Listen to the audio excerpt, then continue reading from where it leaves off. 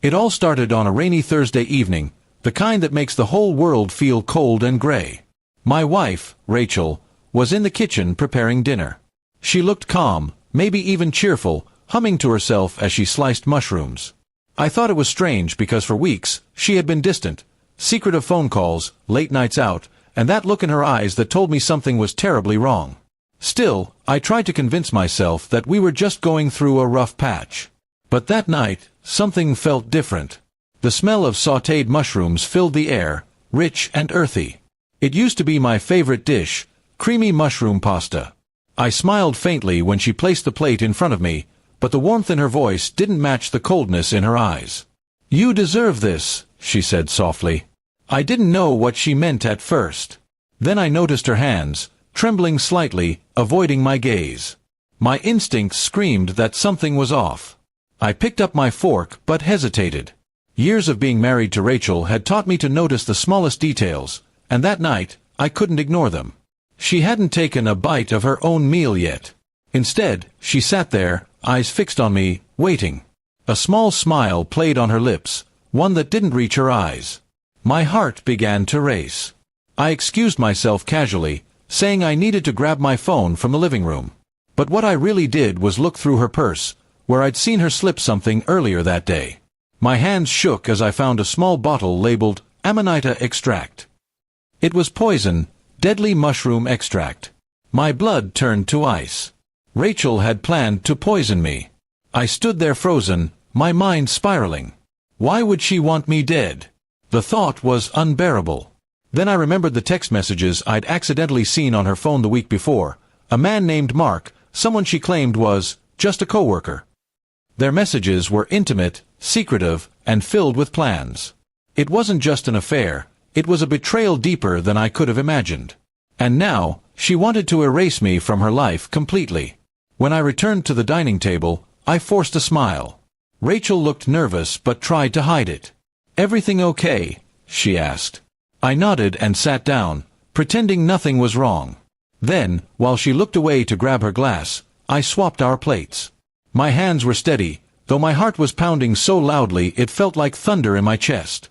We ate in silence for a few moments. She took the first bite from the plate that was meant for me. I watched her closely, the way she smiled after swallowing, the fake innocence on her face. I pretended to take a bite too, but I couldn't taste anything. My mind was numb. After a few minutes, Rachel's smile began to fade. She frowned, rubbing her temple. Then her breathing grew shallow. Her fork clattered against the plate as she tried to stand, her face turning pale. "What's happening?" she gasped. I stared at her, not out of satisfaction, but disbelief. She had done this to herself. I had only switched what she had planned for me. She stumbled toward me, eyes wide in panic. Call an ambulance," she whispered. I froze for a moment, my mind torn between revenge and mercy. Then I grabbed my phone and dialed emergency services. But it was too late. By the time help arrived, Rachel was unresponsive. The paramedics tried to revive her, but the poison had already done its job. They declared her dead at the scene. I stood there, numb, unable to comprehend that the woman I had loved once had died by her own hand. The police questioned me for hours. I told them the truth, how I discovered the poison, how I switched the plates in a moment of fear. They were skeptical at first, but when they found the poison bottle in her purse and her text messages to Mark, everything became clear. It was ruled a tragic accident, self-inflicted. But deep inside, I knew it was no accident. It was fate, cold and merciless.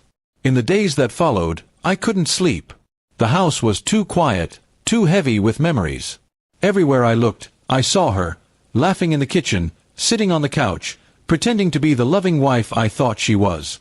But now, I also saw her other side, the one capable of deception, betrayal, and murder. I later learned that Rachel and Mark had planned to collect my life insurance after my death. He disappeared soon after she died. The police tried to find him, but he had vanished without a trace. It was like he never existed. The thought haunted me, how close I had come to losing everything because of someone I trusted completely. Months passed, but peace never returned. I stopped eating mushrooms altogether, not because of fear, but because they reminded me of that night. The night love turned deadly. The night trust became poison. I replayed it in my head over and over. What if I hadn't noticed? What if I hadn't switched the plates? My fate would have been sealed. Now, every evening when I sit alone at the dinner table, I stare at the empty chair across from me.